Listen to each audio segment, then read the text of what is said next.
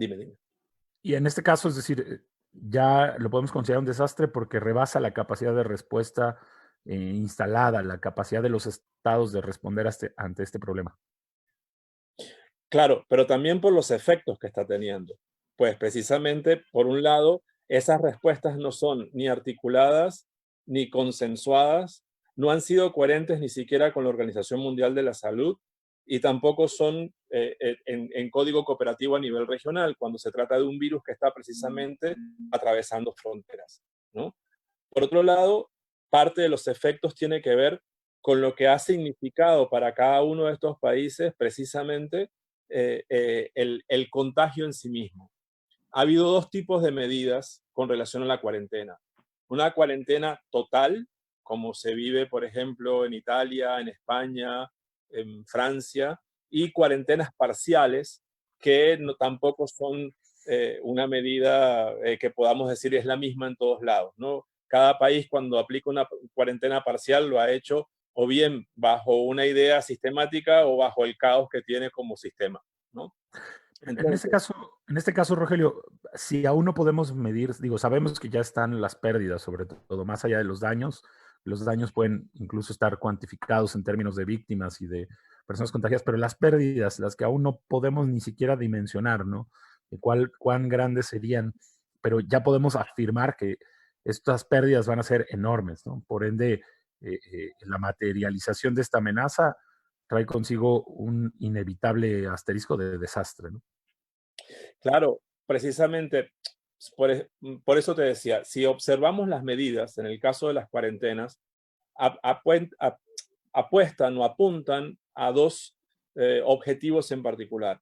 La cuarentena total trata de reducir la probabilidad de una gran cantidad de contagios y sobre todo de pacientes críticos y que rebase la respuesta hospitalaria, ¿no? Ese es, dentro de todos los objetivos, el más importante. Es decir, si lo vemos en términos económicos, lo que se trata de evitar es que se sobrepase el gasto público, ¿sí? En relación con los recursos sanitarios. Las cuarentenas que han sido más parciales, ¿sí? Están apostando por atajar el problema posterior, es decir, el problema de la recesión económica que es inevitable, que ya está en proceso y que será peor después de que se levanten las cuarentenas. Entonces, estos países están apostando por no ralentizar más sus economías y tratar de seguir ciertos niveles de producción que puedan atajar ese problema. Entonces, en gran medida, las dos formas de cuarentena dan cuenta de respuestas reactivas y no de ninguna preparación. Correcto. Y Ray, me gustaría, doctor Ray, preguntarte en el contexto mexicano, donde aún los daños no son cuantiosamente visibles, donde a pesar de que existe mucha incertidumbre respecto a las cifras oficiales o no, pero aún podemos ver un sistema de salud que aún no está saturado, que aún no está sobrepasado. Es decir, podríamos hablar de que ya está materializada la amenaza, ya hablar de un desastre, o simple y sencillamente saber que está a a la vuelta de la esquina. No, bueno, yo muchas gracias primeramente por este espacio de posibilidad para platicar con todos nuestros radioescuchas y por supuesto compartir el micrófono contigo y por supuesto con Rogelio, que de verdad es un honor tener la posibilidad de escucharlo. Yo aprendo muchísimo. Ahorita estaba más concentrado en todo lo que estaba diciendo él que en cualquier cosa que me pudieras decir tú, porque de verdad es bien importante, creo yo, la participación de la antropología en este contexto. Porque tiene esa particularidad de hacer observable lo que está sucediendo en distintas sociedades ante un mismo agente, ante una misma amenaza. Y cómo la antropología, particularmente en el estudio de los desastres, nos ha permitido ver cómo reaccionan distintas sociedades ante una misma amenaza, ¿no? En función de sus capacidades, en función de su prevención, en función de las distintas formas de relación social con la naturaleza. No hay que olvidar que esta amenaza, ¿sí?, es un fenómeno natural, o sea, es un agente biológico que es parte de las distintas formas de evolución que tiene la naturaleza, ¿sí? Es un microorganismo que está ahí, que tiene un tamaño ínfimo de verdad, pero que es capaz de poner en jaque a las instituciones, y a los gobiernos del mundo entero. Es decir, nadie vio que en unos cuantos meses pudiera ser descarrilado el sistema capitalista como está planteado para un escenario 2030 en las agendas internacionales, y que de repente tienen que todos que frenar, ¿sí? Y que la sociedad tiene que dejar de hacer muchas de las actividades que eran propias de su cotidianidad. Por eso es que podemos irlo caracterizando como un desastre. ¿Por qué? Porque tenemos una amenaza que incide en un contexto vulnerable, que además nos muestra, como ocurrió en 1918, que todo el mundo puede ser vulnerable ante una misma amenaza, y que además, ante las pocas capacidades que se tienen en distintas sociedades, pues afecta de manera diferencial.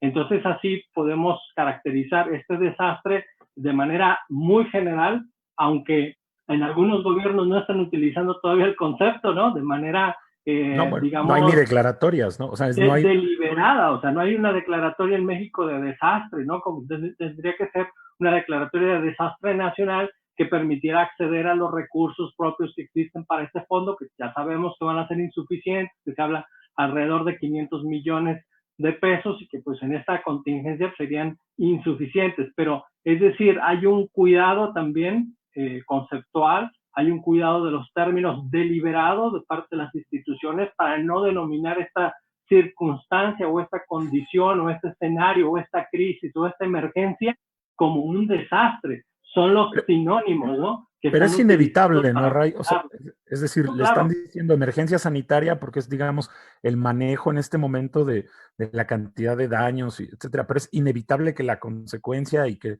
no solo los gobiernos, sino las investigaciones posteriores lo llamen como tal, desastre, ¿no? Sí, además, pues evidentemente es muy fácil caracterizarlo en función de los elementos clásicos de todo desastre, ¿no? Tenemos una amenaza, tenemos una sociedad vulnerable, tenemos unas capacidades diferenciales que actúan en el contexto específico en el que se está presentando, y además tenemos efectos económicos dramáticos y tenemos efectos mortales muy severos en algunas sociedades. Eso habla de la diferenciabilidad que existe ante una misma amenaza. Entonces, ¿por qué en China se reacciona de una manera más rápida? ¿Por qué en Corea se implementan ciertas prácticas que les dan resultados? ¿Por qué esas mismas prácticas o esos diagnósticos anticipados no pueden funcionar de la misma manera en México o en Estados Unidos? ¿Por qué en México se incrementa de manera impresionante la estadística de contagiados y de fallecidos? Pues hablan de toda esa enorme diferenciabilidad que existe en las sociedades en las que está circulando ese modelo capitalista, que si tú te pones a analizarlo de una manera más general, pues dices, bueno, la base de todo esto en realidad son esas diferencias sociales que aquejan a las sociedades de nuestro mundo, ¿sí? Es decir, mientras que en el marco de Sendai, por ejemplo, en el año 2015 se apostaba a la prevención, sobre todo a la reducción de desastres, a través del fortalecimiento de los sistemas de protección civil, a través de una prevención más generalizada, pues cuando le empezamos a meter cifras y empezamos a analizar los números, nos damos cuenta pues de que no hubo realmente un trabajo preventivo serio, como ya lo mencionaba hace un momento Rogelio, para enfrentar las amenazas. ¿Por qué? Pues porque en ocasiones las epidemias son considerados fenómenos poco probables, ¿sí? O incluso que ocurren pues uno cada 100 años de grandes dimensiones, como la de 1918 o como la de H1N1 del 2009. Pero ahora tenemos otro, pero las condiciones sociales permiten que se estén generando este tipo de amenazas con una mayor frecuencia, y que ante las pocas capacidades que tienen los sistemas de salud, que han sido prácticamente desmantelados, sobre todo en Latinoamérica, también en Estados Unidos, que han sido privatizados, ¿sí? Que han excluido a muchísimos sectores sociales de esos beneficios del sistema de salud, pues entonces cuando se presenta una amenaza que no es tan mortal como otros virus, pues resulta que tienes estas circunstancias extraordinarias, críticas, que ponen en jaque a un municipio, a un estado, a un país e incluso a una economía internacional. Ray, la salud fue durante mucho tiempo utilizada como un privilegio, y un privilegio de la clase, es decir, el acceder a sistemas de salud certeros, o a veces el acceder a los mínimos, fue durante mucho tiempo usada como un privilegio. Y es, sin duda alguna, la vulnerabilidad más importante de notar en este modelo de riesgo de pandemia. Fíjate que a mí me gusta hablar no tanto de la vulnerabilidad en el sistema de salud, sino en cómo ha sido vulnerado el sistema de salud.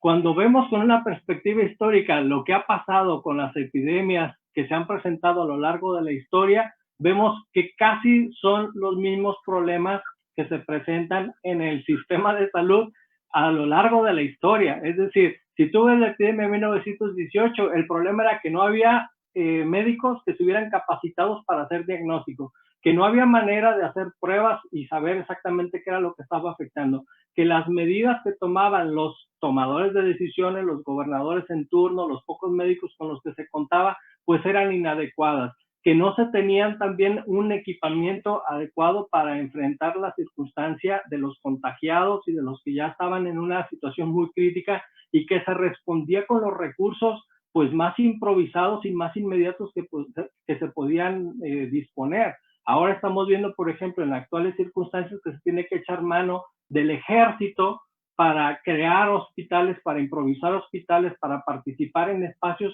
donde no es su función sustantiva como tal.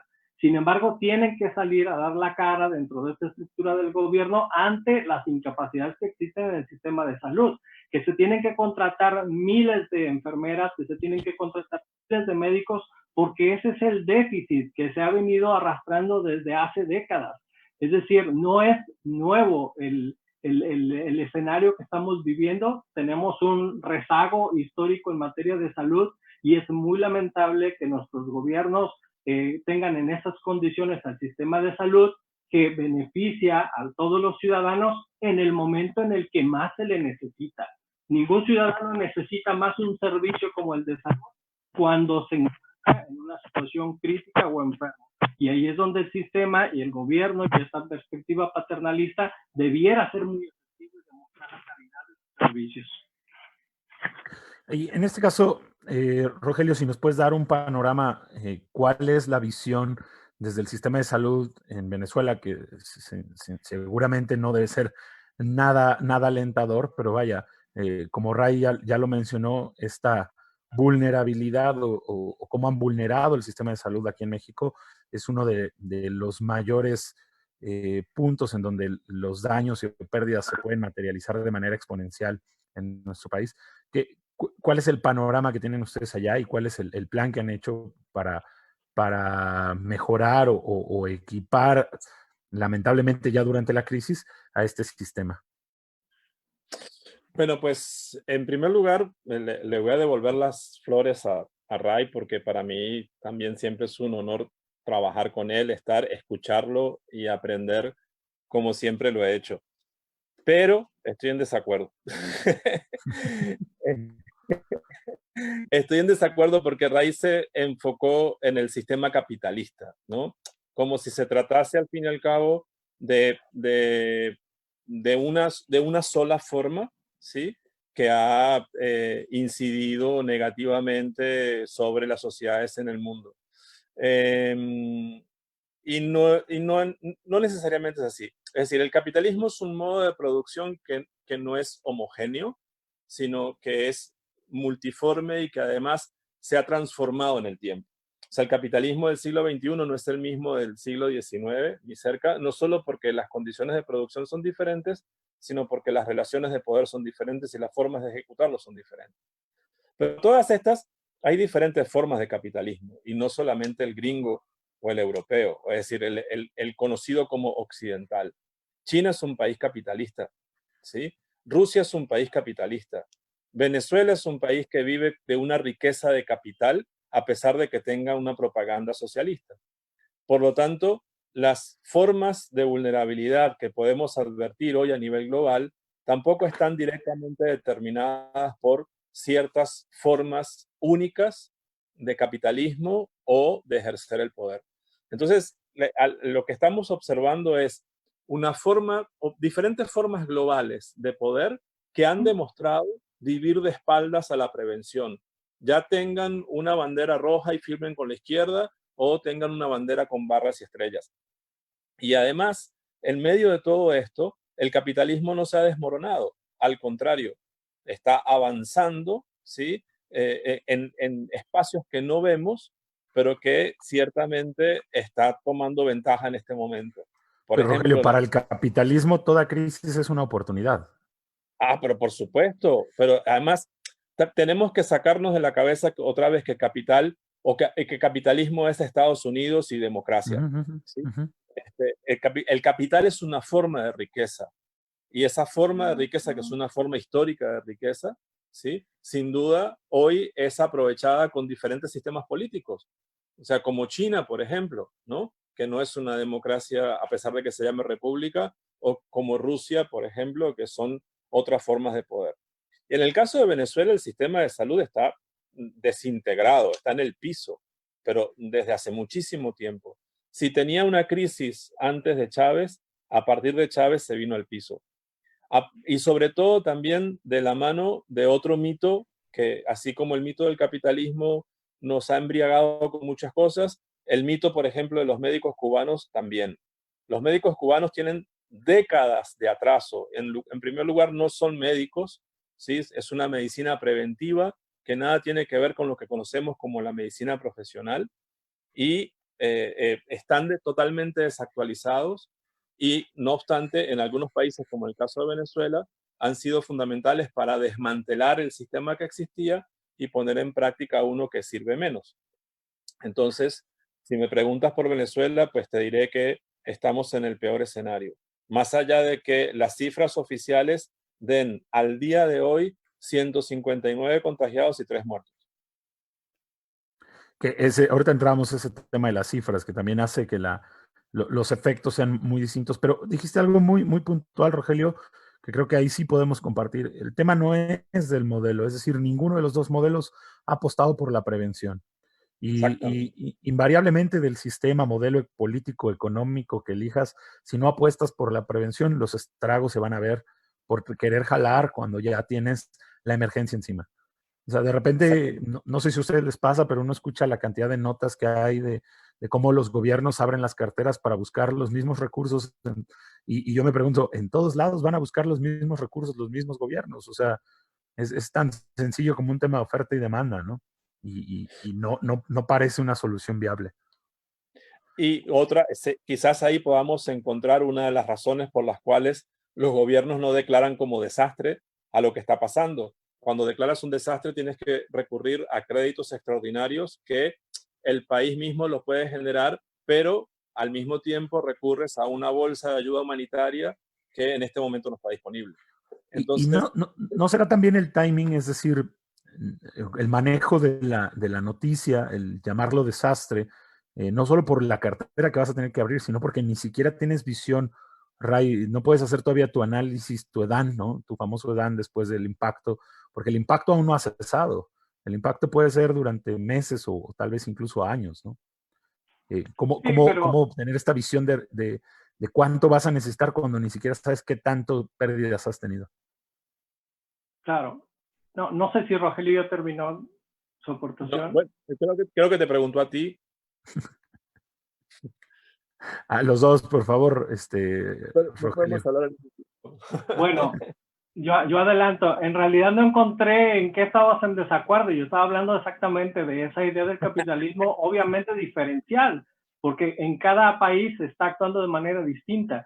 El asunto es cómo cada sociedad y cada gobierno está respondiendo ante la amenaza, ¿no? Entonces vemos en el caso de Canadá con un endeudamiento del doble de la deuda que ya tenían. O vemos a Estados Unidos accediendo a recursos del Fondo Monetario Internacional. O vemos al gobierno de México que rechaza el endeudarse ante el Fondo Monetario Internacional por lo que eso implica, ¿no? Y empezar a hacer un recorte de otros presupuestos que estaban destinados a otros sectores para tratar de cubrir la emergencia.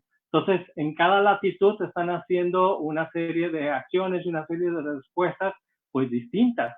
El asunto es que de manera general, yo decía, la ventaja de la antropología es que podemos ver de manera comparativa lo que está sucediendo en distintas latitudes, ir tomando nota de lo que está ocurriendo para a futuro poder hacer un análisis un poco más consensuado de lo que ocurrió, ¿sí? Ahorita estamos en medio de la vorágine.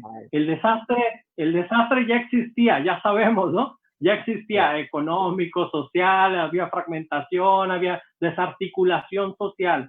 igual en Venezuela, igual en México, solo que en distintos matices, con distintas características, con distintos impactos, etcétera. Pero ya vivíamos en medio de un desastre. Ya vivíamos también en medio de pandemia, ya lo mencionaba Rogelio al principio, ¿sí? Pero ahora, por ejemplo, podemos ver que en las crisis más severas, como son las asociadas a las pandemias, vemos a los gobiernos cómo anteponen los criterios económicos por encima de la vida humana, ¿sí? Y eso es increíble, pues, en el siglo XXI, cuando el discurso es totalmente, procura ser totalmente distinto, procura ser un discurso humanista, un discurso de la paz, un discurso internacionalista, establezcamos una agenda internacional para el bien de las sociedades, pero cuando tienen que tomar decisiones serias, ¿sí? Anteponen el criterio económico a la vida de cualquier ciudadano, no les importa. Entonces, ahí es donde tenemos que poner ojo. ¿Para qué? Para ajustar las tuercas que sea necesario, ¿sí? Y poder hacer mejoras en este contexto. Los desastres, ya lo mencionamos, sacan lo peor y lo mejor de todas las sociedades, pero siempre son esas oportunidades para hacer ajustes, ¿no? No sabemos si este escenario de exclusión social, ahora en que estamos hacinados, en que estamos en cuarentenados todos, vaya a tener repercusiones en materia de seguridad, por ejemplo, ¿no? De espionaje a una escala por medio de celulares, por medio de las redes. Ya ha habido publicaciones en medios internacionales que nos advierten sobre eso. No sabemos si vaya a cambiar el sistema educativo en los próximos meses, ¿no? Si se empieza a ver la conveniencia de no mantener todos estos edificios, el mantenimiento, el costo del mantenimiento que incluyen, el personal de servicios, el personal de secretarial, y que ahora estos modelos que se habían implementado poco a poco y con mucha lentitud de la educación virtual, pues ahora tengan un acelere, ¿sí? Se impulsen con mayor fortaleza y vengan a resolver varios de los problemas educativos. Pero todo esto parece como nuevo, parece que un escenario que no esperábamos venir tan de pronto, que esperábamos que se iba a ocurrir en los próximos años, pero que de repente tenemos que tomar las decisiones muy urgentes, y nuestra sociedad política, pues pareciera, de manera muy particular, pareciera que no está a la altura de las circunstancias, y que los técnicos o los científicos de los que se asesoran son insuficientes para lograrlos convencer de qué es lo más conveniente realizar. Porque a pesar de que el técnico, el especialista o el médico les recomiende hacer una serie de acciones, implementar una serie de acciones, ellos anteponen sus valores políticos en función del capital que puedan aprovechar, ¿no? Entonces, por eso vemos este tipo de contradicciones en que el médico está diciendo una cosa y el presidente de la República está diciendo esta otra.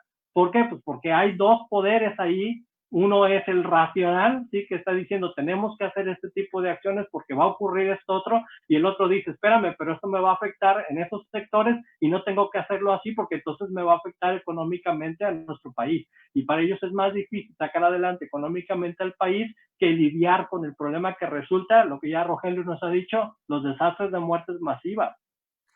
Ahí si me regalas una pausa, Rogelio, y voy a mandar algunos saludos a quienes nos están enviando en vivo, y regreso con dos temas. Yo creo, Ray, el tema que manejaba Rogelio es que utilizaste la frase descarrilamiento del sistema capitalista. Entonces regresaría con lo que tú dices, este acelere en la vida virtual, ¿no? Este es uno de los ejemplos. Si podría traer un nuevo modelo de cómo hacer negocios sin necesariamente tener estos activos que a veces se vuelven pasivos, estos edificios, etcétera, y si a lo mejor esta es la oportunidad o la ventana de oro precisamente para hacerlo de esa manera. Y dos, el tema de lo humano y lo económico, porque al final, no me dejarás mentir, y regreso con eso contigo, Rogelio, que también las decisiones de no afectar el modelo económico son decisiones del lado humano. Es decir, también afectar gravemente el sistema económico, al final el componente que sale perjudicado es otro humano. Pero mando algunos saludos para Samuel Fortis, para Carlos Baeza, Miguel Ángel Trejo, Jorge Reyes, José Luis Alfonso Salazar, Raimundo Ibarra, tu tocayo, doctor Ray, que dice saludos a todos, especialmente al doctor Ray, Liliana, Yaya, Eric Hernández, un abrazo a Eric ahí también por lograr esta conexión. Metemergencia, saludos a los conferencistas, muy buen programa. Luis Mora, saludos al doctor Raimundo Padilla. Bomberos, Liz GB dice saludos a los tres, un abrazo a la distancia. El comandante Héctor Elorriaga Mejía, excelente, saludos maestros, igual de regreso Héctor, fuerte abrazo. Metemergencias dice, es una metemergencia, no se ha terminado de solventar la crisis mediático-político-social y por tanto es difícil ofrecer una respuesta coordinada y proporcional a la emergencia sanitaria, por ser una metemergencia.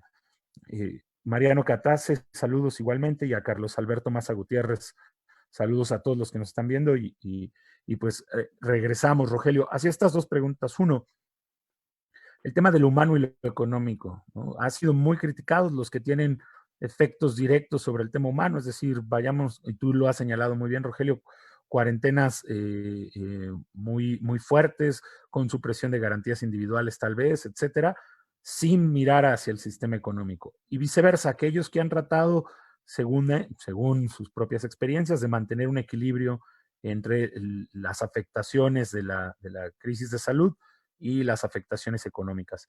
Y tercero, que es lo que se me hace más interesante, basados en esta frase del Dr. Ray, del descarrilamiento del sistema capitalista, si no se abre ahí una ventana del sistema, no solo del capitalista, del que queramos mencionar, para aprender cómo generar riqueza y cómo generar, en este caso, insumos, incluso en un sistema con relativa lentitud o detenido parcialmente.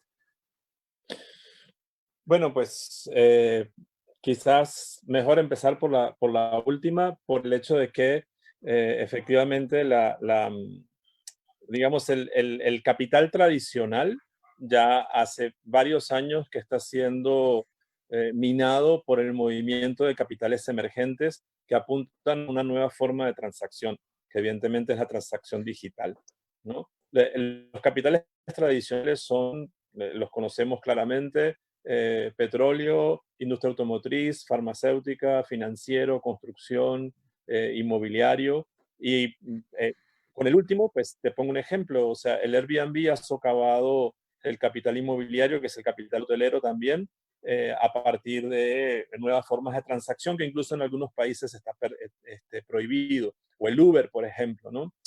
Entonces, en cierta medida, este paréntesis que estamos viviendo ahora en la dinámica cotidiana del planeta ha estimulado mucho más el uso de los mecanismos digitales de comunicación, pero tampoco es que se ha acelerado la transacción porque la entrega también está paralizada a nivel mundial, o sea, la circulación de bienes está paralizada a nivel mundial. Por lo tanto, sin duda, después de esto, habrá un florecimiento de nuevas formas de transacción a partir de mecanismos digitales, o mejor dicho, un robustecimiento de esta forma que contribuye también a la transformación, decíamos al principio, el modo de producción capitalista se transforma, se redespliega sobre sí mismo históricamente, contribuirá a una nueva forma de capital o de formas de enriquecimiento que ya estamos viendo. Esto en el marco de lo que cada país está haciendo, significa, digamos, un poco demasiado ancho para lo que cada país está viendo que está tratando de resolver en relación con su propio problema, ¿no? La lectura que cada uno tiene al respecto está directamente vinculada con quiénes están en el poder, cuáles son las relaciones de poder, cuáles son los intereses, no solo políticos, sino concretos, ¿no? En el caso de Chile, por ejemplo, que es un país en donde el capital tiene muchísimo peso, ya se están tomando decisiones para que la cuarentena sea relativa, dependiendo de cada comuna, ¿no? Y esto, por ejemplo, frente a los ojos de mucha gente parece algo terrible. Yo no lo sé porque no estoy ahí ahora, pero el foco de esto es económico. Es decir, frente a las cifras que está teniendo el país con relación a contagios, pero sobre todo con relación a casos críticos, ¿sí? Evidentemente, pues dirá, mejor que sigamos moviéndonos, que los casos críticos realmente los podemos manejar, ¿no? Quizás esa lectura va por ahí y que preferir una cuarentena total como pasa en otros países. En el caso de Venezuela es más interesante, es más complejo, ¿sí? Aquí no hay una cuarentena total, esto es un desorden, la gente acata la cuarentena porque realmente lo hace, pero en muchísimos sectores en donde la masa popular se está moviendo sin ningún tipo de restricción ni control. No obstante, el problema de Venezuela está concentrado en la gasolina. Dentro del marco del problema del petróleo, Venezuela tiene prácticamente una orden de Rusia de no comerciar y no producir, porque le conviene el mercado de los rusos, y por lo tanto no hay gasolina. Entonces, bajo la máscara de no voy a dar gasolina para que la gente no circule, el país tiene 2 semanas sin surtir gasolina. Entonces, se han aprovechado las cosas en ese sentido. Por lo tanto, la medida humana o social o de interés, de enriquecimiento, va a depender de cada país, de cada grupo de interés, ¿no? Aún así, pienso que si pensamos, como en efecto lo es, que esto es un desastre global, por lo que decíamos al principio, la forma de aportar de cada país al desastre es directamente proporcional a sus condiciones. Por lo tanto, se está aportando no en pérdidas humanas, no en recursos hospitalarios destrozados, sino en la complicación general, ¿no? E incluso en la vida de espaldas a la cooperación regional, en la falta de solidaridad, en el individualismo generalizado que nos han impuesto desde hace siglo y pico en el mundo, y que el resultado está precisamente en que frente a una amenaza que nos atraviesa a todos, donde la solución debería ser articulada y cooperativa, los problemas en lugar de solución acaban siendo por cada país, ¿no?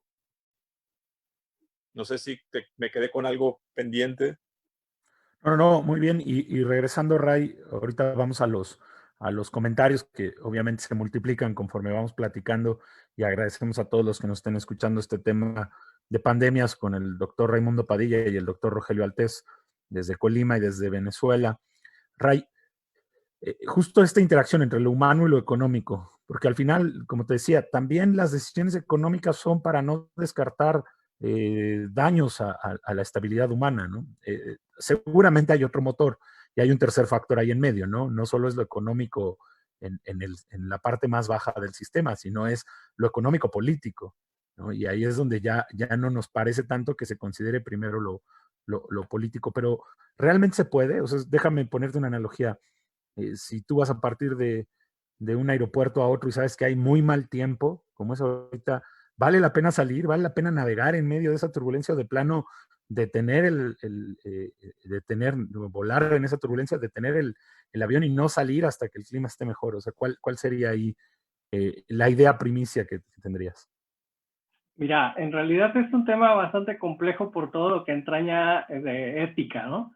No voy a polemizar mucho sobre el asunto porque nos llevaría un buen rato, pero sí te quiero decir que tengo un posicionamiento como bastante firme en ese sentido, y yo creo que todas las economías se pueden resarcir. O sea, todas las economías pueden desplegar distintas capacidades para mejorar. Ocurrió con la Gran Depresión de principios del siglo XX, ¿no? Y bueno, ve la situación en la que está Estados Unidos en su sector económico hasta antes de esta crisis, ¿sí? Y era una economía bastante sólida, ¿no? El caso de China también. Tú puedes ver lo que ha ocurrido a lo largo de su historia. Ves el caso de Alemania, ves el caso de Rusia. O sea, el problema económico se puede solucionar. La pérdida de vidas humanas, no, Rafa. Entonces, hay prioridades, y si tenemos que priorizar en una circunstancia como la actual, ante una amenaza que es súbita, en donde tienes que tomar una reacción inmediata para evitar la dispersión, para evitar la proliferación, y que eso te genere una crisis humanitaria con un gran número de pérdidas humanas, pues yo preferiría que prioritariamente pusieran atención a las vidas humanas antes que la economía. Ahora, ya sé que durante varios meses no se puede mantener un aislamiento económico, ¿sí? No solamente el humano, sino el económico, pero que poco a poco, como lo decía Rogelio hace un momento, se irán abriendo oportunidades para nuevos modelos de negocio a través de medios virtuales, a través de otras cosas que todavía no alcanzamos a anticipar por dónde vienen. La capacidad creativa de los humanos no tiene límites, ¿no? Entonces, yo creo que ahorita de manera emergente la prioridad es cuidar las vidas humanas, tratar de que fallezcan los menos. Es cierto que muchos ya tenían padecimientos, pero no tenían que morirse hoy o no tenían que morirse mañana. El problema es que están recibiendo pues una atención deficiente, que no hay el equipo para todos y que entonces se suma eso a la condición previa que ya tenían. Justo a eso quería llegar, es decir, no solo es que prevalezca lo económico, o sea, lamentablemente a pesar de que la crisis es global, y como lo sabemos todos, el manejo de crisis, lo primero es afrontar que estás en una crisis, ¿no? Aceptarte, ¿no? Estas declaratorias de pandemia, de emergencia, desastre, muchos luego me preguntan, Rafa, ¿pero qué tiene de importante que lo declaren si todos lo estamos viendo? Porque la declaración de una autoridad es asumir como sociedad que estamos en ese momento. Tiene de relevante no solo en un sentido moral y no solo de estructura y lo que se activa, sino también de que es el primer paso para solucionarlo, admitir que lo estás. ¿Crees que, Ray, que ya haya pasado la negación, por lo menos en Latinoamérica, de esa crisis? ¿O seguimos todavía tratando de convencer a N cantidad de dirigentes sociales, políticos, poderes ejecutivos de que estamos realmente en una crisis? Bueno, yo creo que conforme pasen los días se van a dar cuenta de la magnitud de la situación. Cuando uno piensa en lo que ha ocurrido en Italia, lo que ha ocurrido en España, y ves el modelo que impera en nuestros países latinoamericanos, en particular en México, cómo se ha defendido la población, porque también la población se defiende ante las medidas que atentan contra su cotidianidad, ¿sí? Y en esta defensa que ejerce la sociedad se expone, sin tomar en cuenta lo que está ocurriendo en otras latitudes. Entonces, cuando tú ves lo que ha ocurrido allá con sociedades que por la historia han tenido que responder con mayor precisión ante la autoridad, a diferencia de nuestras sociedades que son más frontales, que están impuestas a salir a la calle para exigir sus demandas, pues dices, bueno, acá, ¿qué tipo de escenario nos espera en los próximos meses? Sí, la verdad es que pues no es muy halagador lo que te puedo decir, sería muy pesimista, pero pues a lo mejor comete uno ese error y dan un ejemplo nuestras sociedades que nunca antes se había visto, ¿no? De madurez, de solidaridad, de acompañamiento, ¿no? Pero la verdad es que no veo esa estructura de incorporación de la sociedad a la toma de decisiones de los gobiernos, sino más bien una verticalidad absoluta, ¿no? Tan así, en el caso muy particular, por ejemplo, de México, están desplazados todos los grupos de voluntarios, todos los comités, todas esas redes resilientes que las denomina así la gestión de riesgos y desastres, los grupos voluntarios, incluso hasta los grupos religiosos, ¿no? Y en estos casos son muy importantes porque te pueden ayudar a acercar los servicios médicos, te ayudan a cubrir incluso hasta el costo de estudios, de pruebas, de llevar alimentos, llevar medicamentos a los sectores más desprotegidos. Sin embargo, el gobierno pues es insuficiente, pero además se ha encargado de desplazarlos.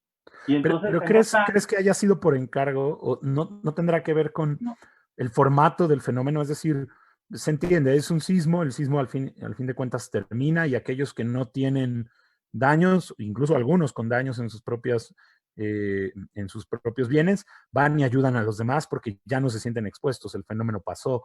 Lo mismo a lo mejor en un ciclón tropical, el ciclón ya pasó, en mi casa no tuvo daños, voy a ayudar al otro. Pero en este tema, en donde el enemigo es invisible y en donde el fenómeno no lo puedo ver, en donde sé que si salgo a ayudar también yo estoy expuesto, ¿no disminuirá esto las acciones de estos grupos, estas herramientas resilientes? Bueno, Rafa, es que eso es como considerar que la capacitación solamente tiene que incidir ante sismos, ante inundaciones y ante erupciones, y no, la capacitación es el incluye modelo todo tipo de amenazas. Entonces, si tuviéramos grupos capacitados para enfrentar este otro tipo de amenazas que son bastante frecuentes, sabríamos qué hacer en estas circunstancias.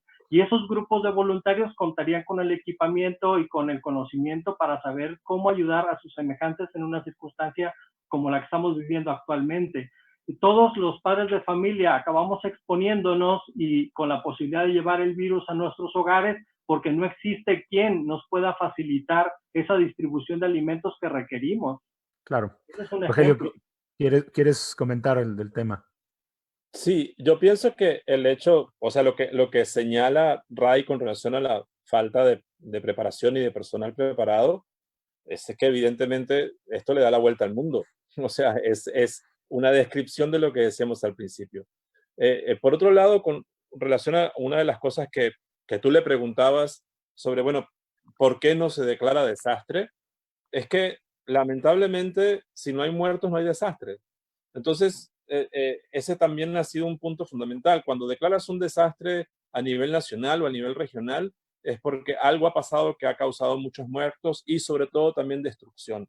Pero si no son muchos los muertos, entonces es una emergencia sanitaria y aunque sean 100.000 los muertos, pues seguirá siendo una emergencia sanitaria, pero no calificado como desastre. Yo pienso que por ahí también va una de las confusiones históricas con el problema, ¿no?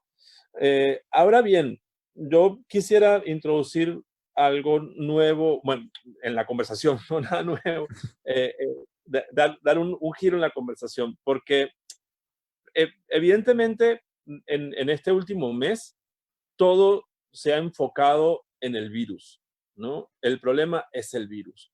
Y no olvidemos que el virus se propaga es entre seres humanos. Entonces, hay un aspecto fundamental en las formas de propagación, incluso desde su origen, ¿no? ¿Qué pasa con el virus que salta de Wuhan hacia el resto del mundo? ¿Cómo salta? Bueno, ya sabemos que ha viajado por avión básicamente, ¿no? Pero entonces también pudiésemos entender, más allá de que los aviones hoy por hoy son grandes autobuses que transportan todo tipo de gente, es realmente quiénes han sido los vectores del virus.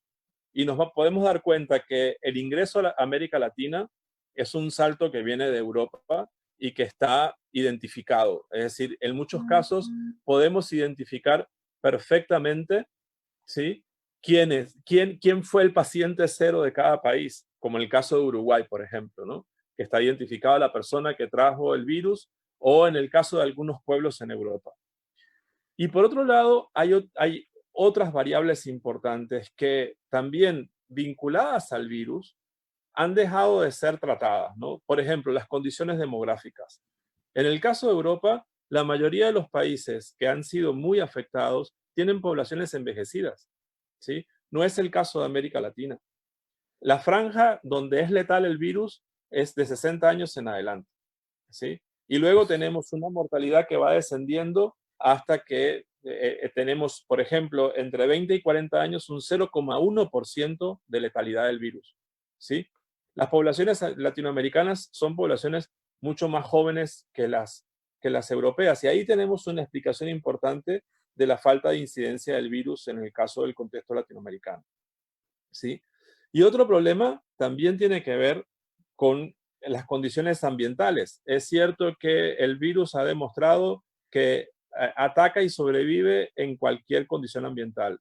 Sin embargo, también los estudios, sobre todo los estudios surcoreanos, que son de los mejores con el problema, ¿sí? Han determinado que el virus se ve favorecido entre 3 grados y 16 grados. Por consiguiente, estamos frente a un problema que en Europa pegó precisamente en condiciones de invierno, ¿sí? Y que son las mismas condiciones del hemisferio norte, donde en el caso de Estados Unidos ha sido también muy, muy potente. Quizás estamos ante un virus que una vez que se estabilice, ¿sí? Es decir, que esta curva empiece a bajar prácticamente a nivel mundial, se pueda convertir en una gripe estacional grave, ¿sí? Todavía sin tratamiento y sin vacuna, ¿sí? Pero que vaya a ser una gripe estacional. Y resulta que esta gripe estacional pudiese estar generando nuevos ciclos, ¿sí? Pandémicos que van a estar dando vueltas entre inviernos del sur y del norte en los próximos 2 años. Correcto. Correcto. Voy a mandar algunos saludos, Rogelio, y regreso, Ray y Rogelio, con este tema que muy bien cita nuestro colega en Venezuela, que es la sociedad al centro. O sea, no perder esta objetividad, ¿no? Los desastres no son naturales, entonces son socialmente construidos y por ende regresarnos a esta tesis de la gestión integral de riesgos que nos marca que cómo lo estamos construyendo, cómo construimos este desastre y cómo estamos construyendo el de mañana si no llegamos a condiciones de conclusión claras de esta crisis actual. Sigo con los saludos. Stephanie Love Bell dice, gracias por compartir conocimiento. Metemergencia otra vez nos comenta lo que dice el doctor Padilla del problema político, mediático, social que afecta a la respuesta. Eso justamente es la metemergencia. Cecilia Salazar, excelente programa. Saludos, maestros. Stephanie Love Bell nos dice, existen los costos de la pérdida producción para la retroalimentación o resignación presupuestaria, sin dejar de lado los costos adicionales por la utilización de medios alternos en la producción o presentación de servicios. Y María Rodríguez nos dice, ¿qué podrían comentar acerca de las medidas de autoconfinamiento frente a la desigualdad social? Entendiendo que muchas personas que son tildadas de irracionales porque salen a trabajar en tanto viven al día como los trabajadores informales, tal como sucede en Katia, el caso de Venezuela, y en Iztapalapa, el caso de México. Muy interesante, ahorita lo anotamos, Ray, porque es justo también estos huecos o vaya, esta parte donde el tejido social está un poquito roto y penetran estas diferencias que cada fenómeno las toma de distintas maneras. María Rodríguez dice, saludos a ambos y siempre orgullosa de ustedes. Un abrazo de regreso a María. Rubén Buró dice, Máster, saludos desde el Caribe mexicano, abrazo virtual. Hernán Lemus, no solo necesitamos más gente capacitada, sino gente más capacitada, totalmente de acuerdo, ¿no? Incluso, como bien decía Ray, estos círculos resilientes o estos grupos ya existen, pero sí comparto, Ray, yo siento que se sienten muchos de ellos rebasados por los detalles propios del fenómeno, porque el modelo clásico es, como bien lo dijimos, sismos, huracanes, tal vez inundaciones. Regreso entonces con este tema del humano al centro, Ray. Esta desigualdad social se volvió un encono, ¿no? Es decir, prácticamente una rivalidad entre los que sí podrían guardar esta restricción o esta cuarentena voluntaria y los que no podían. Empezó a volverse un encono, una lucha en redes sociales, reclamos, y no solo eso, se ve en otros sectores, ¿no? Ya tuvimos, no sé si allá en Sudamérica, Rogelio, pero aquí lamentablemente hay reportes de casos de enfermeras o doctores asaltados en el mancillados en el transporte público, que les avientan cloro, que no los dejan subir, que los tratan mal por considerarlos un foco de infección. Paramédicos, por ahí citaba hace rato en las redes sociales que lamentablemente no les quieren lavar su ropa, no los quieren dejar dar servicio de alimentación, porque igual los consideran un foco de infección. Ray, si quieres, esbozamos un poco con esto. Sí, claro. Bueno, a mí me parece que los europeos, por lo que percibo a través de las noticias, como que sienten que ya están a punto de darle vuelta al capítulo de la crisis que tuvieron, ¿no?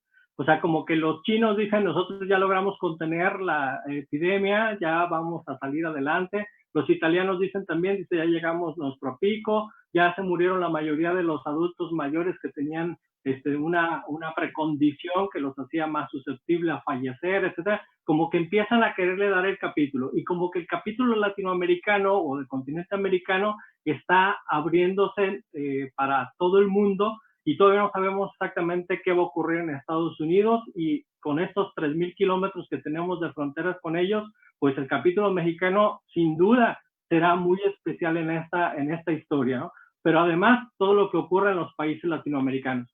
Pero de manera muy particular el caso de México, retomando lo que mencionaba Rogelio, no solamente tenemos una población adulta mayor de buen tamaño, o sea, no solamente los europeos, no solamente los italianos, también en México. Pero ojo, México tiene un problema mayor, o sea, tiene una población enorme, joven, que anda por alrededor del 55 al 60% de la población total, pero además esa población, en lo general, México es el primer país en el mundo con problemas de obesidad, de hipertensión, ¿sí? y de diabetes. Entonces, estas otras enfermedades son precondiciones especiales para verse afectado por este tipo de virus. Entonces, por eso digo que el capítulo está por construirse, porque estamos, creo que, anticipando como que la condición del latinoamericano. Incluso han dicho que los genes del latinoamericano y del mexicano son más resistentes. Eso, por favor, o sea, me parece que ni siquiera tendría que ser un tema, sin embargo, lo ponen en la agenda política como algo importante que puede ser determinante ante esta amenaza. Por eso digo que esperemos por el bien de todos que las condiciones se den para que la sociedad reaccione de la manera más adecuada, entienda que la manera ahorita más importante para retener la proliferación es el aislamiento, pero que es la medida, digamos, más barata para el gobierno, ¿sí? Aunque tenga que lidiar después con la economía. Pero si tuviéramos un sistema de salud fortalecido, pues no importaría tanto que se contagiaran las personas. Pero desafortunadamente yo también creo, como lo mencionaba hace un rato Rogelio, que esto se va a convertir en una enfermedad que va a perdurar por muchos meses y que se va a convertir en un problema anualmente, ¿no? ¿Por qué? Pues porque las condiciones del virus, su diseminación, la población que va a estar expuesta, pues va a perdurar por mucho tiempo como lo hace la influenza. Entonces hay que ir analizando ese tipo de escenario. Rogelio, regresando a este tema de los huecos sociales, de Sí. verdad acá el problema en Latinoamérica, como bien lo apunta Ray, es que ni siquiera ha iniciado la parte más aguda de la crisis y ya estamos sufriendo algunos de sus efectos, sobre todo los sociales, ¿no? Sí, yo pienso que, y pensando en el comentario que hacía María cuando se comunicó con ustedes, la sociedad está yendo a examen en general, ¿no? Estos tiempos de reclusión son precisamente em, situaciones en las que la sociedad no está haciendo lo que hace una sociedad, relacionarse, ¿no? No es absoluto ni es extremo, pero sí hay una reducción quizás entre el 70 y el 90% de las posibilidades de relacionamiento cotidiano que tiene cada sociedad con este confinamiento. Por lo tanto, hay una cantidad de cosas que están sucediendo en lo íntimo de sectores sociales que no pueden vivir lo que viven como sector social. Por ejemplo, exhibirse, aparentar, ser alguien porque eres en relación con, ¿no? Y esto puede generar un montón de depresiones y de problemas a lo individual, pero que podemos también sectorizar socialmente. De manera que este confinamiento, que además tiene un factor de incertidumbre decisivo, que también para sociedades y sectores sociales que están muy estructurados en sus planes, ¿sí? Con agendas claras o con un ritmo cotidiano muy marcado, la incertidumbre rompe este esquema y genera problemas muy serios para los cuales no hay una solución inmediata. Es decir, no puedes ir a terapia, tendrás que pagar una terapia por Skype en todo caso, pero sabemos que acaso el 5% de una población acude a terapia, el resto de la población que está viviendo esto mismo no tiene herramientas para poder manejarlo. Y no lo va a manejar tampoco un esquema entregado por WhatsApp, que haga este ejercicio para que se sientan mejor. ¿Sí? Ni siquiera la vida íntima de la fe está siendo una solución. ¿Sí? Orar, rezar, está limitado casi a una condición individual o familiar porque tampoco puedes ir a misa, ¿sí? Y tampoco estás sintiendo esa solución alucinatoria que siente el feligrés cuando va a la misa y el padre le dice algo, o está en el templo por lo menos, ¿no? Por consiguiente, y por poner estos ejemplos para no irnos más allá, la sociedad está siendo sometida a un examen muy duro, ¿sí? Que veremos también cómo lo pasa, porque hay que estar muy claros en que esto no va a terminar la semana que viene y que puede llevar en algunos casos otra vez, dependiendo de cada condición, dependiendo de una situación proporcional de acuerdo a cada país, puede llevar a sectores sociales a tener manifestaciones críticas, ¿sí? Salir a la calle, protestar, agredir, ¿no? Por una condición elemental de saturación. Y en el caso de los países que tienen crisis políticas muy fuertes, como el caso de Venezuela, el caso de Chile, por ejemplo, o algunos países europeos, ¿sí? O algunos países suramericanos, como Bolivia, por ejemplo, ¿sí? Este tipo de problemas puede conducir a desenlaces en los que la única forma de controlarlos va a ser a través de la represión. Por lo tanto, estamos también en paralelo, y con el foco en la sociedad, como saltaba Rafael, estamos en paralelo teniendo ciertas bombas de tiempo, ¿sí? Cada una directamente proporcional a las condiciones de cada sociedad, que probablemente, y ojalá que no, puedan tener una manifestación catastrófica dentro de poco. Rogelio y Ray, en este sentido hablábamos hace unos minutos sobre la velocidad a lo que está creciendo lo digital, por obvia razón, por ser la herramienta más óptima. Pero también se adelanta con lo que nos dice Rogelio, concluir lo que ya sabíamos, que tampoco es una solución de todo, que no es, que puede ayudar, pero que no puede apartar lo que necesitamos de este sesgo social que el ser humano tiene siempre relativo a su entender de la vida misma, ¿no? Sí. Voy. Adelante, Rogelio, perdona. No, yo pienso que también, sin duda, las herramientas digitales de comunicación simultánea han hecho creer, porque no es así, pero sí han hecho creer, han logrado una eficacia prácticamente global de que allí hay, en ellas, en el teléfono que tenemos en la mano, hay allí una solución para el planeta, para el futuro, que podemos evitar el apocalipsis si confiamos en ello, ¿no? Y Sí. prácticamente esto es una nueva fe, ¿sí? Exacto. Es una nueva fe ahora depositada en esto, que al fin y al cabo, y nosotros los latinoamericanos nos caracterizamos por eso, somos sociedades de la fe, ¿sí? O evangélicos, o testigos de Jehová, o católicos, o quién sabe, pero somos sociedades de la fe que se mueven en masa por fe y que sin duda ahora esta fe en la tecnología, en la comunicación digital, se puede convertir en una nueva religión, si acaso ya no lo es. Muy bien. Vamos a ir un poquito cerrando algunos puntos, pero no quisiera dejar de lado uno que siempre se me hace muy interesante seguir, porque al final cuando lo ves desde el punto social, es muy impresionante que existan este tipo de ideas. Y voy con dos muy comunes. Una, estas ideas de conspiración, estas ideas de algo creado, estas ideas que están ahí y que concluyen con algo que es muy peligroso en este momento, que es creer que no existe. Es decir, también algo que está pasando, no solo es que la gente se niegue al aislamiento porque se quiere exponer y ya, o porque tenga que seguir su vida productiva, que se niegue al aislamiento por negarse a la existencia de este virus y de esta enfermedad como tal. Y si bien el negarse a la existencia de ciertos fenómenos es peligroso siempre, o de ciertas crisis, en este en particular acrecenta el problema. Ray, si nos quieres comentar algo de ello.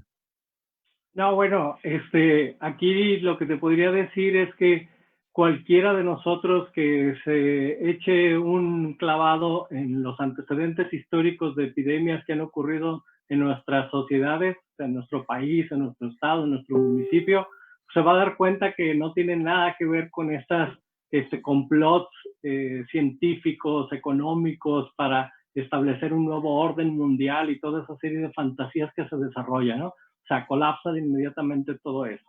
Yo creo que de manera general hay mitos pues que se perpetúan a lo largo de la historia. Esta es una evidencia clarísima de la creatividad que tiene el humano y de la capacidad que tiene para repetir ideas pues absurdas, ¿no? No creo que merezca tanto profundizar en el asunto. A mí me parece que es bien importante entender que estamos viviendo procesos de cambio que son relevantes, que son importantes. Uno de ellos, por ejemplo, es que hace unos meses considerábamos el celular como la herramienta que generaba el aislamiento social más indeseable, ¿no? Y ahora resulta que se está convirtiendo en una de las grandes alternativas para sacar adelante la economía y fortalecer el desarrollo de nuestros países. Y el otro asunto también es la comprensión de la otredad en una manera distinta como se ha concebido en la antropología, al menos históricamente, ¿no? Es decir, ahora tenemos la posibilidad de entender la otredad asociada a una amenaza que es portada por el otro. Y ese otro puede ser nuestro propio familiar, ¿no? Nuestro padre, nuestro hermano, nuestro sobrino, nuestro primo, nuestro vecino. Y entonces tiene que reconfigurar ese concepto de otredad que tradicionalmente se había sostenido ahí como más o menos estable, ¿no? Ahora un estornudo hace la diferencia en un círculo social inmediato cuando se trata de proteger a nuestra familia, ¿no? Y entonces tú te pones en la fila de la tienda guardando la distancia y llega ahí un niño y estornuda y todos voltean a verlo de manera que hace unos meses no te hubieras imaginado. Entonces yo creo que hay procesos de cambio más importantes y que tenemos que empezar a analizar para ver hacia dónde se va a comportar la sociedad en los próximos meses, porque esto no se va a acabar tan rápidamente como lo quisieran muchos gobiernos. Y la negación, Rogelio, quienes aún Bueno, niegan más que, además de la negación, tú hablabas de las teorías conspirativas, ¿no? En buena medida, la manía conspirativa es al fin y al cabo un entretenimiento, ¿no? Para algunos es una histeria, pero básicamente es un entretenimiento que se construye a partir inclusive de creencias, ¿no? Yo creo que Donald Trump tal cosa, entonces Donald Trump, y es la punta del hilo que yo voy a tirar para poder explicar el coronavirus, ¿no? O los chinos o quien sea. Pero buena parte de todas estas cosas, incluyendo la negación, están basadas en el miedo, ¿no? Hay un miedo que no se reconoce inclusive y un miedo general que hoy además es multidireccional. Es no solo el miedo al contagio, que lo que representa el miedo a la muerte también, es el miedo al qué va a pasar mañana, es el miedo a la incertidumbre que hablábamos ahora, es el miedo a mi situación personal, a esa ruptura del esquema del que hablábamos, genera un descalabro emocional, pero que está asociado con el miedo. Y este miedo, por supuesto, es la base de una cantidad de explicaciones que no necesariamente son las que se corresponden con la realidad ni las que solucionan el problema. Por lo tanto, también estamos viviendo una condición de miedo generalizado, inducido también a partir de una cantidad de mecanismos de información que viven de eso, viven del miedo, del titular, del amarillismo, pero también a partir de un miedo que está siendo generado por la propia condición, por la propia incertidumbre, ¿no? Y de allí a la negación como mecanismo de defensa, ¿no? Que también te pone en riesgo, pero al fin y al cabo te alivia la ansiedad del miedo, ¿no? Te alivia el malestar del miedo. Si yo lo niego, pues me alivia un poco. Y por otro lado, ¿no? El ramillete de teorías conspirativas que hoy por hoy, pues todo el mundo tiene unas argumentaciones que son comparables con el Triángulo de las Bermudas o con, me acuerdo, yo qué sé, de la película Recuerdos del Futuro en la década del 70, que explicaba que las pirámides habían sido construidas por extraterrestres, ¿no? Entonces, te robaron la idea en History, pero un poco, digo, muchas gracias por irse a ese tema, pero justo el tema también creo que tiene que ver con la inmediatez. Lamentablemente, para muchos, los fenómenos anteriores de pandemia son hechos que no solo no conocen, o que si conocen los consideran poco certeros y no se fían de ellos. Y segundo, también con el hecho de que no, de esta inmediatez de como aún no conocen a alguien que esté padeciendo, que esté enfermo o que lamentablemente haya fallecido, muchos aún entran en esta negación de no solo de si no existe, sino, como bien lo dice Rogelio, como una especie de miedo que ayuda a protegerse emocionalmente para no creer que está pasando. Pero lamentablemente, y como lo dice aquí Teresa, dice, se van convenciendo los actores sociopolíticos, la avaricia, el protagonismo, aletarga las acciones para atender no solo las necesidades de la población, también definir acciones precisas, asegurar los mecanismos e engranajes entre los diversos ejecutores. Pero creo que ahí está el tema, y lo cito de nuevo, Ray, porque este fenómeno tiene condiciones muy distintas a los que normalmente estamos preparados. Y una de esas condiciones es que una de las maneras de solucionarlos es aislándonos. Y en los otros fenómenos, una de las maneras de solucionarlos es uniéndonos. Y unirnos con distancia física es doblemente complejo que hacerlo frente a frente. Sí, pero quienes aíslan en este momento también es porque tienen las condiciones para hacerlo. O sea, lo que mencionaba María Rodríguez hace un momento en el mensaje, saludos para ella, es bien importante. O sea, hay sectores de la sociedad que no es posible que se aíslen como todos los demás que gozamos de ese privilegio porque nos dedicamos a la academia y en este momento estamos de vacaciones, pero en México la mayor parte del comercio es informal, entonces ese comercio informal requiere estar en contacto con la sociedad para estar ofreciendo los productos que tienen y para obtener dinero para sobrevivir. Y en ese momento en donde le cortas ese flujo, esa posibilidad de adquisición de recursos, pues ellos entran en una crisis imposible de solventar, porque además la economía del país o los programas del gobierno no les dan esa posibilidad de solventar la condición en la que se encuentran crítica, ¿no? Entonces, yo creo que volviendo al tema que mencionaban sobre los miedos, a ese miedo también está asociada esta otra condición que decía Mary Douglas, la antropóloga, de la inmunidad subjetiva, ¿no? También es importante que en las sociedades latinoamericanas, no solamente las mexicanas son muy machistas y muy entrones y muy echados para adelante, sino en general los latinoamericanos solemos creer que no nos va a ocurrir lo que les está pasando a los europeos o a los chinos porque están lejos, ¿no? O a los norteamericanos porque lo tienen merecido y cosas así, ¿no? O sea, todos somos vulnerables ante esta amenaza. Es una amenaza global y hay que entenderla así. Y cualquier persona, porque es negligente o porque tiene la necesidad de trabajar o porque tiene la desgracia de accidentalmente contagiarse, pues tiene esa posibilidad de esa susceptibilidad a ser afectado por este virus. Entonces, este virus no distingue clases sociales, no distingue posición económica, no distingue posición en el gobierno.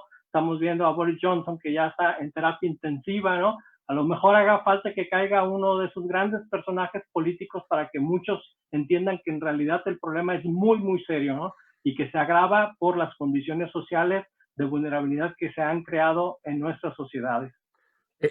Justo con eso quiero cerrar, Rogelio, antes de cederte la palabra.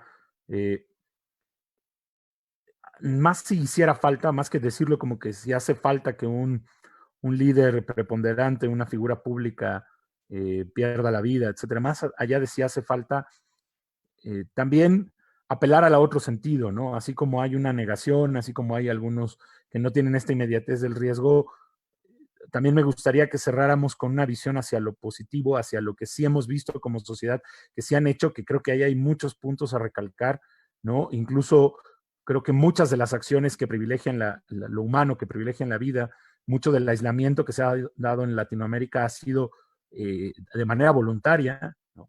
También, a pesar de que está el botón rojo ahí muy cerca, como bien lo señalas, Rogelio, y en cualquier momento puede venir esta represión social porque se generen algunos movimientos, etcétera. También no estamos viendo el típico sentido de cuarentena o el típico sentido de supresión de derechos, es decir, por lo menos aquí en la Ciudad de México y en muchas otras imágenes se ven ciudades detenidas o pausadas, pero con cierta movilidad, sin ser arbitrarios en los derechos que tenemos como sociedad. Y también hay que recalcarlo porque pareciera que estamos aprendiendo que no las crisis siempre son una oportunidad para romper el tejido social y hacer lo que se nos dé la gana. Bueno, pues fíjate que como decía Ray, el virus no va a distinguir clase social ni nada por el estilo, pero sí existe una distribución social del problema, ¿no? También decía Ray que la diferencia de quién puede autosostener un aislamiento por un mes o 2 o 3, ¿no?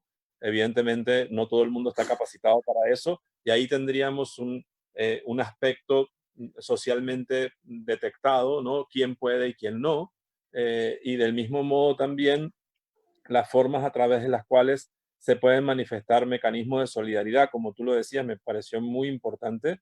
Esta es una solidaridad que no tiene contacto, es una solidaridad virtual y aislada, pero al mismo tiempo las formas de manifestación de esa solidaridad también van a estar directamente vinculadas a cómo se concibe el otro dependiendo de cada sector de la sociedad. No todos nos miramos igual, no todos nos autoconcebimos de la misma forma y las tensiones y conflictos dentro de una sociedad son decisivas para cómo se manifiesta esto, ¿no? Ya lo decías tú, cuando se han agregado médicos o enfermeras allí, podemos pensar en las diferencias políticas o ideológicas y las tensiones que hablábamos hace rato para ver cómo las sociedades no se comportan como un organismo perfecto, sino que inclusive tienen contradicciones muy peligrosas. Y por otro lado, yo sí creo que es importante que lo que tú decías, destacar este comportamiento quizás poco esperado dentro de la sociedad latinoamericana de una autorresignación de derechos en beneficio colectivo, ¿no? No obstante, creo que también eso tiene una manifestación por espacios sociales, ¿no? Como María lo anotaba en el caso de Venezuela y seguramente en el caso de México, de otros países, debe haber registros al respecto. Aquí hay zonas populares en donde la gente está en la calle como si nada hubiese pasado, ¿sí?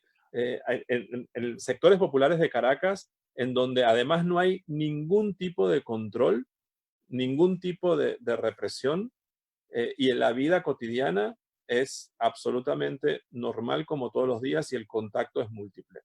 Entonces, eso que reconocemos en la sociedad latinoamericana ahora de esta resignación de derechos, de esta autoaislamiento, de esta cuarentena autoinducida, también se manifiesta socialmente, por lo tanto se manifiesta de acuerdo a cada sector. Entonces, pienso que, y siguiendo lo que Ray había dicho al principio, para cerrar también, la comprensión de este problema, la comprensión de este desastre, solo podremos tenerla clara y analíticamente después de que pase, ¿no?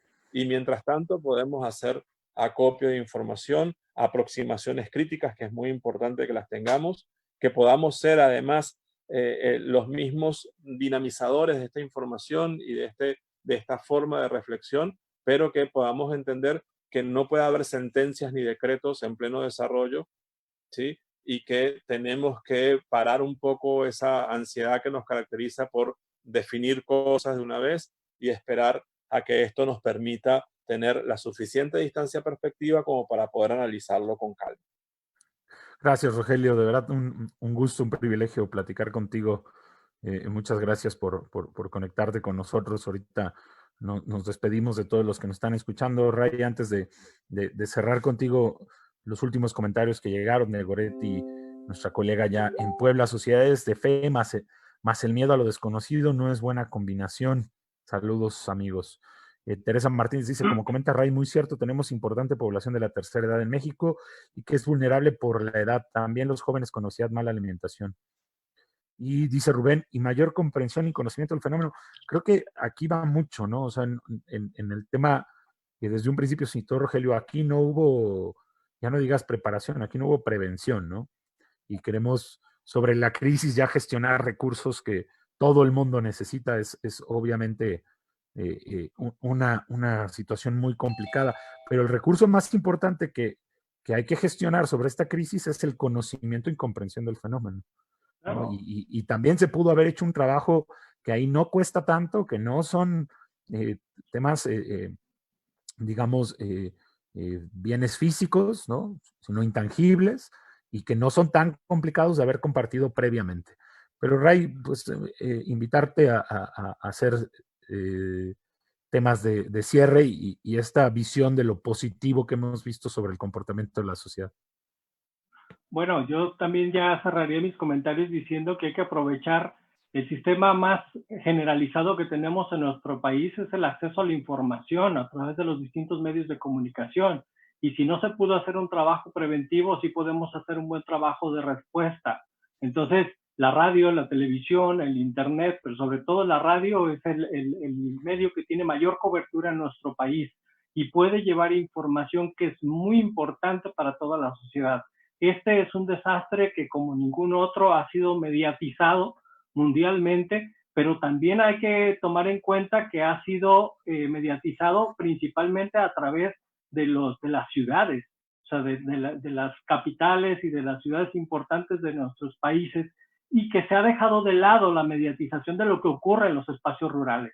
Entonces, la condición amenazante, la condición vulnerable en los espacios rurales, que son los más productivos de los insumos que requerimos a diario en las ciudades y en cualquier otro espacio, se están produciendo ahí. Y en esos espacios rurales, al menos en lo que me ha tocado ver, pues porque hemos salido aquí cerca, nos hemos dado cuenta que ahí no existe esta amenaza, ¿no? Los niños andan jugando como si nada, la gente cargando sus cosas, herramientas que necesita para el campo, la ordeña, etcétera. Es decir, se entiende de manera muy distinta la amenaza. Entonces, hay que considerar también este otro espacio de producción. Y súper importante, no solo porque no tienen cobertura mediática, realmente si algo sabemos también de las condiciones rurales es que lamentablemente tampoco tienen cobertura de salud, ¿no? Sí, claro, claro. Y por ahí creo que Rogelio ya está regresando la conexión con Rogelio, que nos hace el favor de estar conectado desde Venezuela. Y Por un momento lo perdimos. Dime, Rogelio. no, bueno, yo perdí a Ray, perdí la conexión de pronto y se cayó.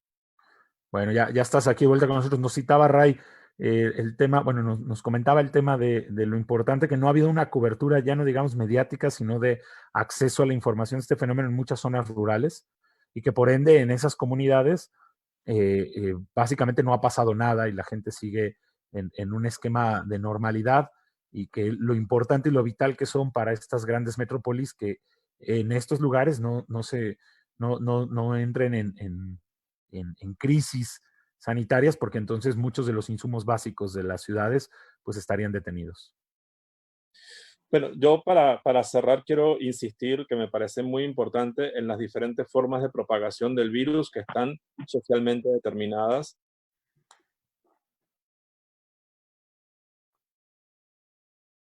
Bueno, por ahí creo que perdimos a Rogelio de nuevo. A ver si ahorita alcanza a regresar.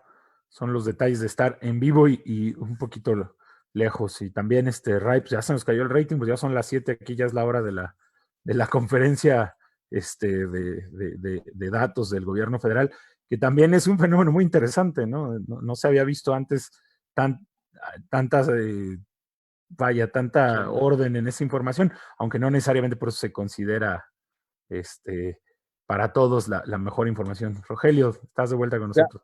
sí, bueno, a ver si puedo terminar. Por favor. Para no hacer de este programa algo muy largo. No, lo que decía, que es importante tener en cuenta la distribución social y demográfica del virus. En América Latina este es un virus urbano todavía, ¿sí? Y habría que ver cómo se comporta esto en otras regiones. Por consiguiente, además, más allá del problema de la información, que es importante que todos la tengan, también es importante, insisto, comprender en estas variables directamente vinculadas a las formas de propagación para poder entender los resultados. Y allí también tiene que ver la información, es decir, cómo hacemos llegar esto de acuerdo a cada una de estas variables, ¿no? Demográficas, sociales e inclusive económicas, institucionales. Por consiguiente, yo pienso que eso es clave, ¿sí? Y que es una forma de comprender el problema, desenfocado del virus y entenderlo también a través de lo que representa con relación a las sociedades, pues las sociedades son conjuntos heterogéneos, no son iguales entre sí, ni tampoco podemos verlas de unas maneras perfectas a su interior. Por lo tanto, todo este comportamiento es multidireccional, plurideterminado, plurivariabilizado, y así es que hay que comprenderlo y es más difícil, pero es muy importante entenderlo de esa manera. Muy bien, totalmente de acuerdo. Ray, Rogelio, Eric, pues ya excedimos por bastante el tiempo, pero creo que fue una charla muy amena. En lo particular, un gusto, un privilegio estar platicando con ustedes. Es muy interesante y por favor sigámoslo haciendo, no solo como un ejercicio hacia Epicentro, seguramente son muchos los temas, las anécdotas y la visión particular de cada espacio que vamos a ir teniendo frente a este fenómeno, que aparte se presenta como un reto, por lo menos a largo plazo, a mediano plazo, por lo tanto son muchas las visiones que va a haber al respecto. Y por ahí, Ray, pues a ver si nos dejamos de tarea después platicar de algo que a mí siempre me llama la atención, ¿no? Que está haciendo una Semana Santa histórica en el Vaticano. Es seguramente de las pocas vistas. Y también decirlo, ¿no? Lo rápido que se adaptó esquemas que consideramos que no hubieran tenido esta rapidez en otros años de tener sus sacristías, de tener sus eventos, o por lo menos no hacerlos públicos. La verdad, a mí sí me impresionó lo rápido que se adaptaron al fenómeno en ese sentido. Pero bueno, eso lo dejamos para después. Ray, muchísimas gracias. Hay que dejarlo para una sesión particular porque hay un montón de anécdotas ahí que contar. Agradezco muchísimo, de verdad, a todos los radioescuchas el favor de su atención y ojalá que podamos que hayamos podido agregar algunos elementos para el debate de estos temas tan interesantes. Muchas gracias, Rogelio, y muchas gracias a Radio Epicentro. Rogelio, muchísimas gracias por tu tiempo. No, por favor, al contrario, para mí es un honor, un gran gusto y de verdad me siento orgulloso de poder estar hablando con ustedes y que me hayan tenido en cuenta. Muchísimas gracias. Gracias a Ray, gracias Rafa, gracias Eric, gracias Héctor también, que ha sido un enlace fundamental en todo esto, y a toda la gente que nos está escuchando por la paciencia. Bien, gracias a todos los que nos siguieron. Un abrazo digital, ¿no? Con la distancia prudente que el tema merita. Muchas gracias a Eric por haber hecho esto posible. Sigámoslo haciendo. A Héctor por toda la línea al respecto. A nombre de Epicentro, de nuestro productor Jorge Paz, de nuestro director Héctor Paz, de Eric en los controles y un servidor y amigo Rafael Pérez, y agradeciendo el favor y el honor de Ray y de Rogelio de platicar conmigo esta tarde. Nos despedimos de Epicentro, Ciudad de México y Colima, hoy conectados. Y hasta luego y muchas gracias.